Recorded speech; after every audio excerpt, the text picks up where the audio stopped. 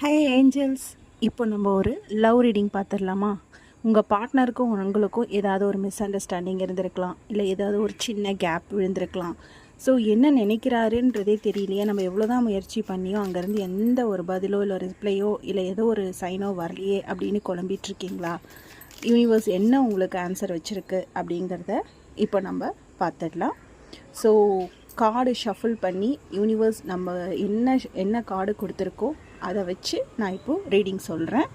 அந்த வகையில் பார்த்தீங்கன்னா கார்டு என்ன சொல்லுது அப்படின்னா, உங்கள் 2 பேருக்குள்ளே ஏதோ ஒரு சின்ன சின்ன மிஸ் அண்டர்ஸ்டாண்டிங்ஸ் இருந்துகிட்டே இருந்து அது பெருசாக இருக்கிறப்போ ஏதோ ஒரு விதத்தில் அவங்க மேலே ஏதோ ஒரு பழி நீங்கள் போட்டிருக்கிற மாதிரியும், உங்கள் மிஸ்டேக்கை நீங்கள் உணராத அந்த தருணத்தில் ஏதோ ஒரு அவங்க எவ்வளோ தான் ட்ரை பண்ணி உங்ககிட்ட கன்வே பண்ண வந்தாலும் நீங்கள் அதை கன்சிடர் பண்ணாத மாதிரியும், ஏதோ ஒரு ஈகோ உங்களுக்குள்ளே ஏற்பட்ட மாதிரியும், அதனால் என்ன அப்படின்னா ஏதோ ஒன்று உங்ககிட்ட அவங்க மாற்றிக்க சொல்லியிருக்கலாம்.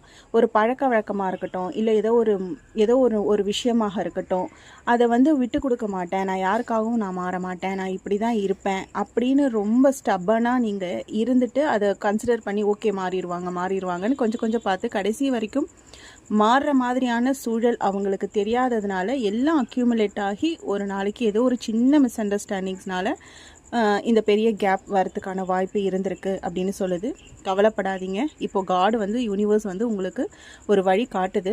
அதை ஏற்க மறுக்கிறீங்க. ஏன்னா கடவுள் மேலே ரொம்ப கோவமாக இருக்கீங்க. அப்படி இல்லாமல் கொஞ்சம் பாசிட்டிவிட்டியோட கனெக்ட் ஆனீங்க அப்படின்னா, உங்கள் இஷ்ட தெய்வம் ஏதோ அதை சரணாகதி அடைஞ்சிங்கன்னா, ஒரு புது ஃப்ரெண்டோ இல்லை ஏதோ ஒரு ஃப்ரெண்டு மூலமாக இல்லை ஃப்ரெண்டோட ஃப்ரெண்டு மூலமாக உங்களுக்கு ஏதோ ஒரு ஹெல்ப் கிடைச்சி திருப்பியும் நீங்கள் 2 பேரும் சேர்கிறதுக்கான வாய்ப்பு அமைச்சு தர பார்க்குது. இப்போ விட்டுட்டிங்கன்னா பின்னாடி அது ரொம்ப கஷ்டமாயிடும். பார்த்துக்கோங்க.